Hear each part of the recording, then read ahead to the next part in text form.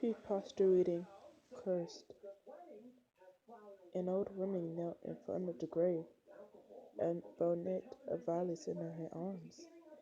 Her body shook with sobs, and there was a small red stain on the floor where her tears had fallen. A carved nine-tails was crouched on top of the stone in front of her, and a scripted words carved into it in slanted, elegant letters.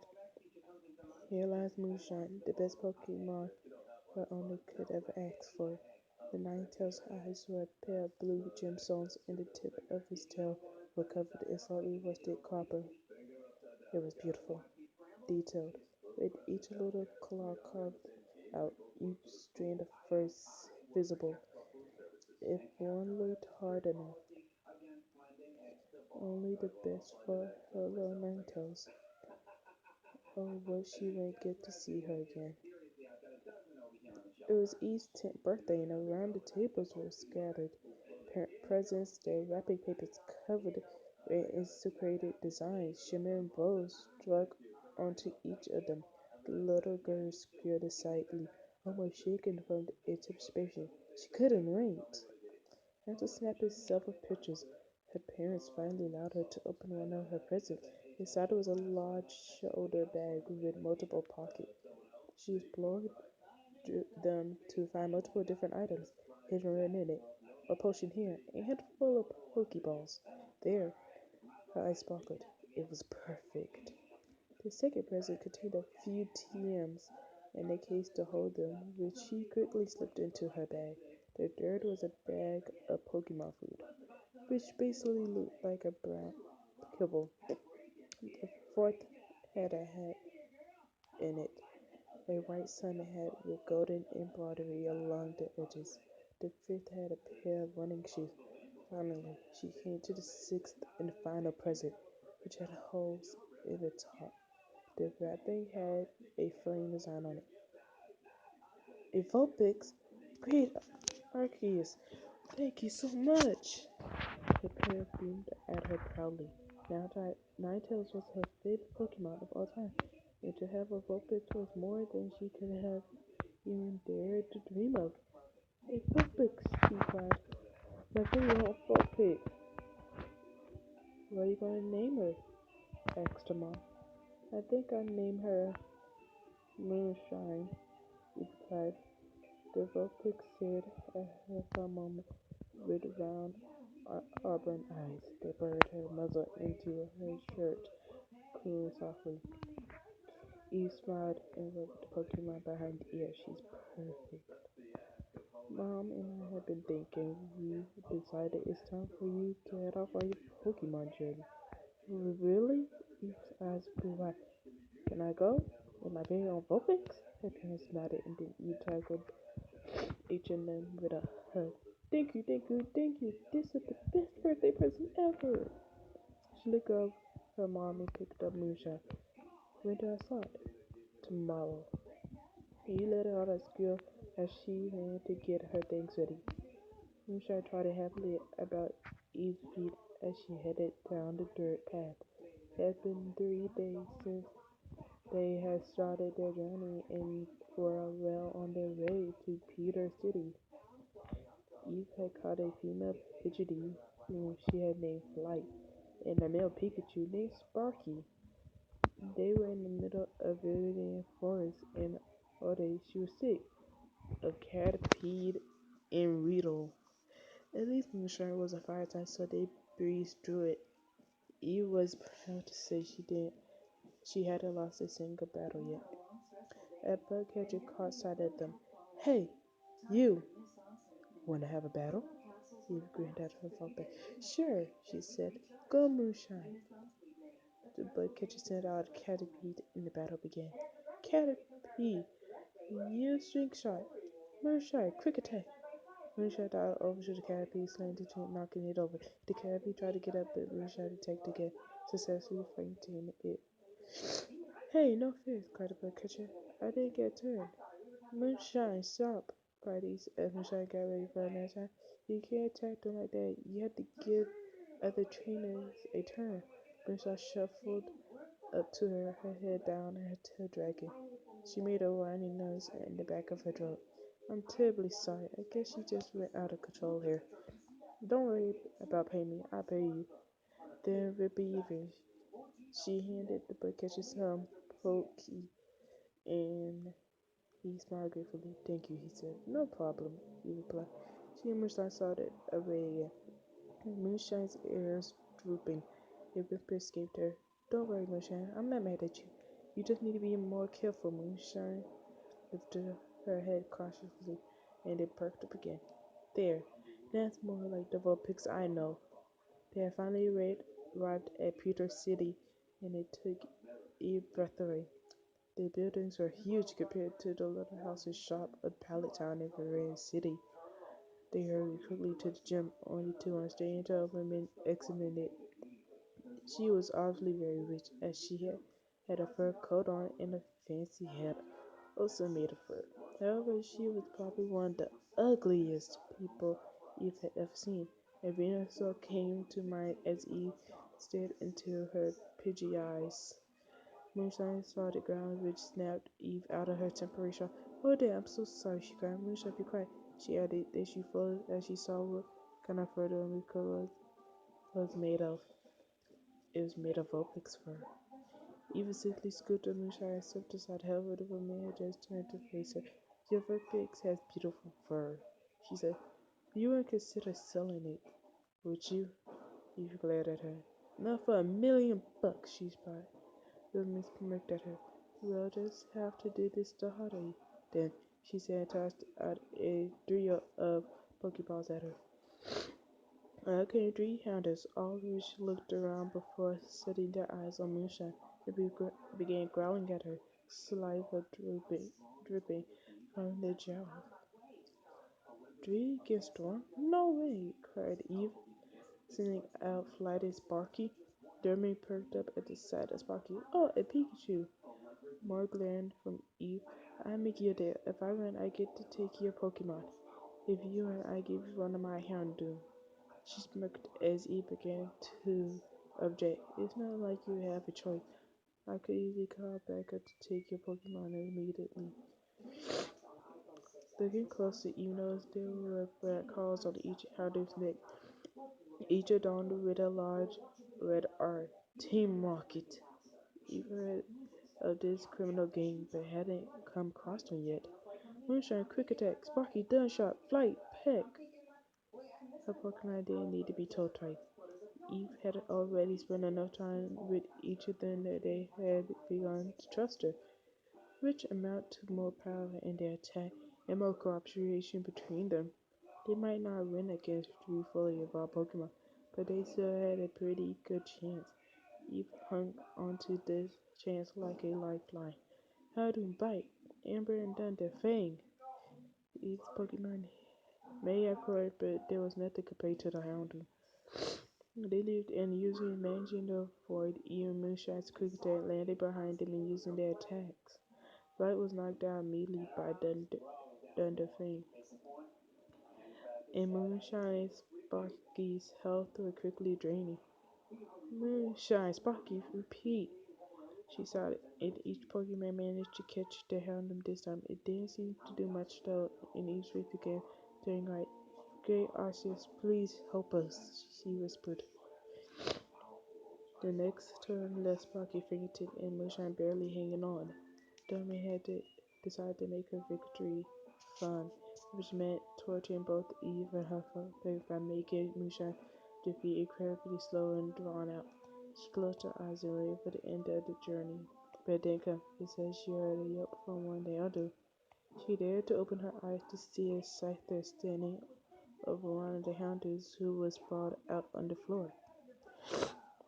It made quick work of the other two, and the woman was forced to turn tail. She didn't give Eve a Houndoom as she had promised, but Eve didn't care. Her Pokemon were safe. She immediately ran up to Moonshine and hugged the shivering puppy, grinning as she got a lick on the cheek. Then she returned Moonshine to her Pokeball and then turned to the Scyther, tackling it with a hug. Thank you so much for saving them, she cried. The Scyther wrapped its scythes around her sideways as not to cut her with the blaze. She finally got, and the scyther was beaming at her. Do you have a trainer? Evax? The scyther looked defeated for the moment, murdering Scythe. Then it looked at his eyes carrying a clear message. Will you be my trainer? He smiled and nodded, holding out a Pokeball.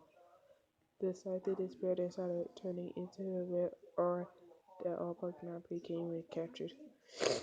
Good kid if she didn't get a haircut. She has a scyther, and scyther were better than anyways. Hero, moonshine, quick attack. A green arch blur darted behind Stormy and saw you ram into them from behind. The blood stopped slowly, revealing Moonshine and Scyther. Eve had decided to name him Hero due to the fact that he had been a hero before. The two seemed to get along well, and they worked together like one Pokemon. She loved having double battles every chance she would. Hey! Cried the Stormy. Their two opponents skidded across the floor of the gym, rolling around when they came to a stop. A glint came for Staryu's red center. Tommy, use Hyper Beam! Staryu, water gun at Vulpix and finish them off! Misty, the Cerulean gym leader, shouted. Hero, protect and block Moonshine! Moonshine, use Flamethrower! Eve had to use two of the TM she got for her birthday, Protect and Flamethrower, and Hero and Moonshine, respectively. They came in handy in more than one situation. Staryu was the victim of Moonshine's attack, and it clearly wasn't anticipating it. It fainted, slumping to the ground. Staryu, return! Cried Misty. Diamond, use Bubble Beam! Hero, quick attack! Moonshine, flamethrower! Too late, Moonshine fainted upon being hit by a Bubble Beam. Hero managed to get a quick attack in, though, which KO'd Misty's last Pokemon. Good battle, said Eve, shaking her head after returning Moonshine. You fought great, replied Misty, handing her the cassette badge. Thank you for the fun battle. The pleasure was all mine, replied Eve, smiling good naturally. She and her Pokemons were well on their way to the Pokemon League. Moonshine, what's wrong? You've been acting as I say. Depressed? Eve was huddled next to the campfire. Her Vulpix had started rubbing hands for warmth.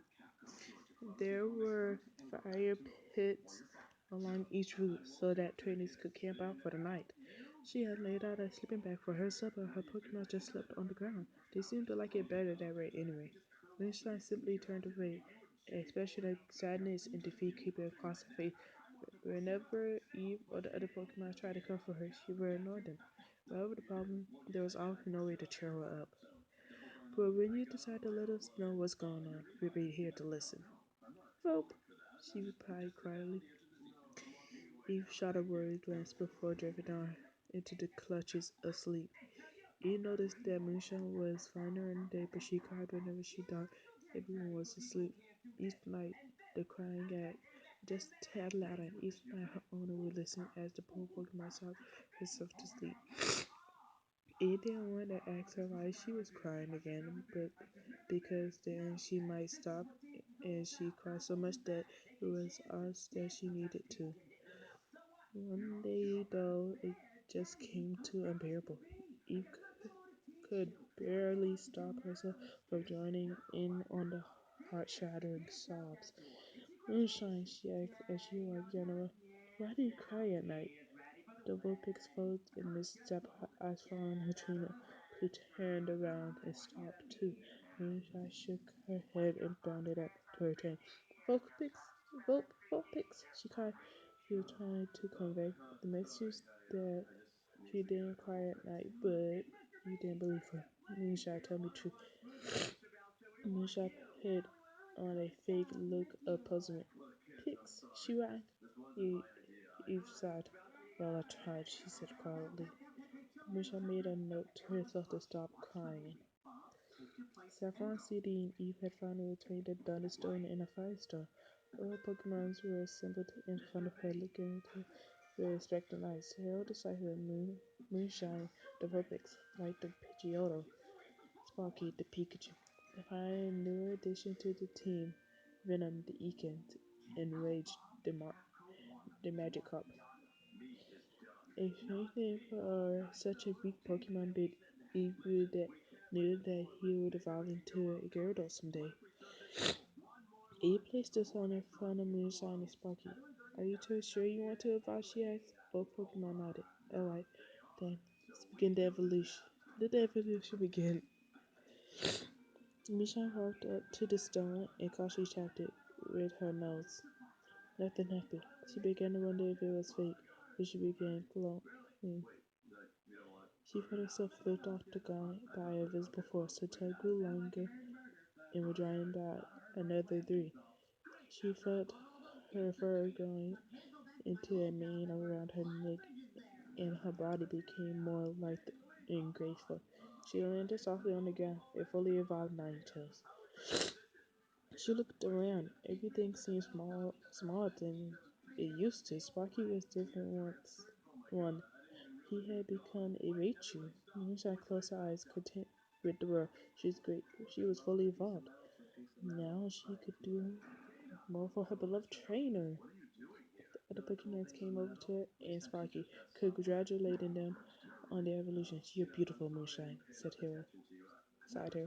I wish I could love it, then you would have to trade me away. And yes, I don't like Caesar much. Yeah, thank you. I wish I could evolve too. Then we could be fully evolved together.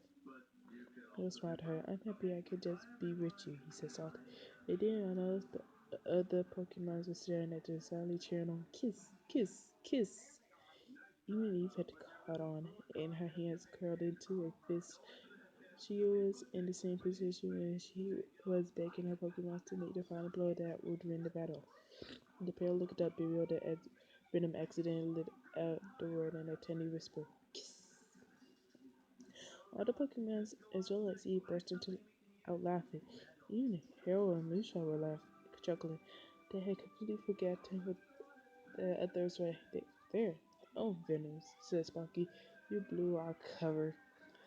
That remark made those who understand it cracked up even more, and you couldn't help but laugh with them.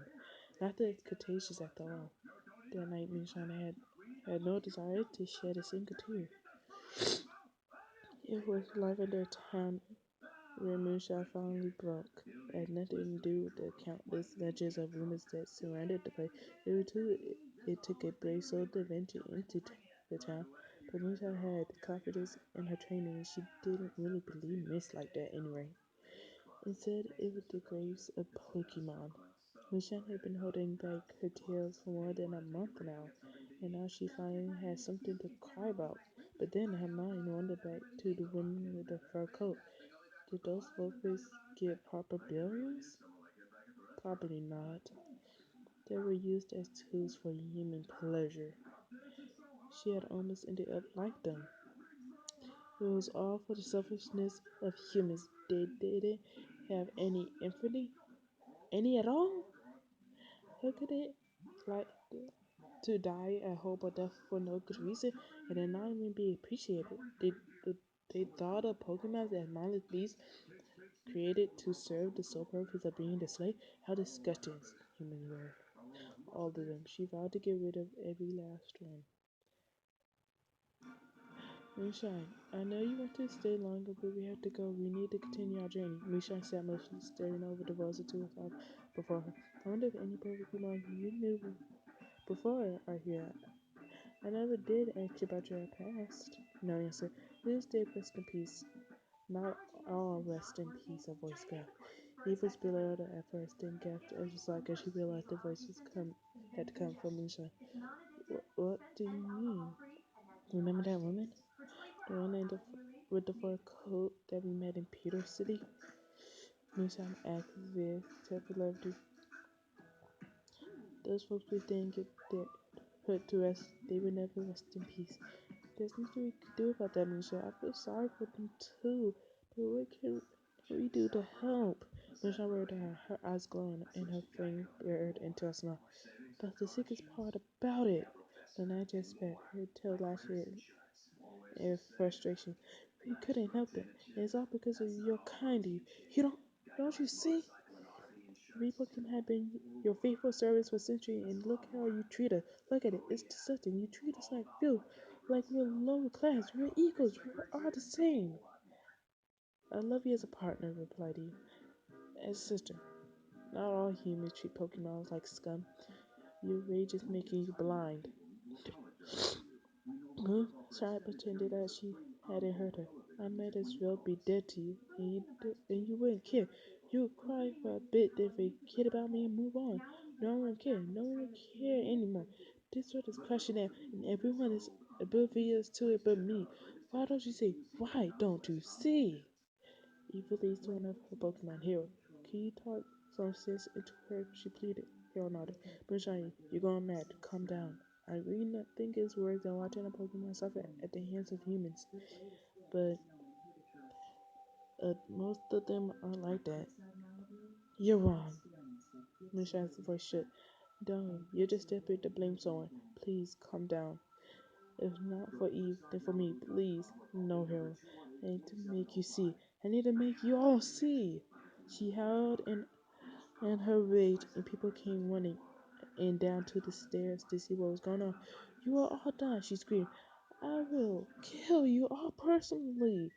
Please, Moonshine. Hero began crying, begging her to stop. Snap at her. No, this needs to be done, she said. The humans couldn't tell what Hero was saying, but Moonshine obviously did not approve. Moonshine took a step towards Eve. No, I won't kill you, but I will lay a curse upon you. You will be forced to suffer. I won't let you. Hero stepped in front of Eve, crossing his sight in front of him. You can't force her to suffer for something she didn't do. Try me. Miranda's eyes blazed with anger and her teeth were buried in a snarl.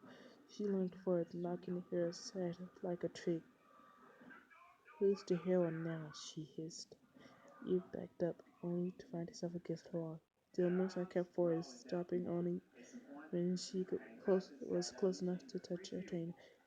From this day forward, for 1,000 years, you will reap at my grave. You shall have it here. I am dead to the world now. Even after you have died, your spirit will remain here, trapped, until your curse is ended. You will be unable to say anything but positive comments about me, your beloved Ninetales. If you attempt to tell others about this curse, no words will come. The same goes for all of you. Moonshine looked around to face the crowd gathered around her. They shrunk back, fear draining their face of color. None of you will be able to say anything about me or the curse. Think about what you witnessed tonight. Is that clear? If it isn't, no matter, for you have already been cursed. I'll be seeing you. The death count in Lavender Town rose rapidly over the next months without explanation. They had abruptly stopped after the deaths of nearly 50 people, all murdered by what appeared to be a Pokemon. Each had a clean set of teeth out, and there were no other evidence to speak of.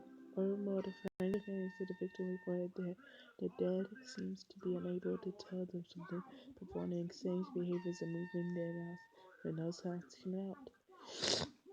In addition, a young girl's Ninetales died just before, and she had moved to Loudtown to read. Each day, the girl visits her beloved Pokemon's cave, but when she doesn't continue her journey, she refuses to cry. Her sight had also been reported but she seemed to pay no attention to it. Her family and friends said that she was very attached to it, the sight, and that it's rather odd that she wouldn't care about him. Loudtown had been hosting some strange happening, that was certain. You knelt in front of the grave, an old woman now, a crumpled and broken flowers in her arm. Her body shook involuntarily. She sobbed, and there was a small red stain on the floor where her fake tears had fallen. A carved Ninetales loomed over her from top of the stone in front of her, and a scripture was carved into it, all written in good letters. Here lies Moonshine, the best Pokemon Riley could ever ask for. The Ninetales eyes were pale, naturally blue gemstone, and the tips of her tail were covered in rusty gold. It was overly detailed, and each looked claw sharp enough to pierce skin. Each strand of tangled magic were visible if one looked hard enough. Only the worst for her demonic tails. Was there anything she could give to her, see her again?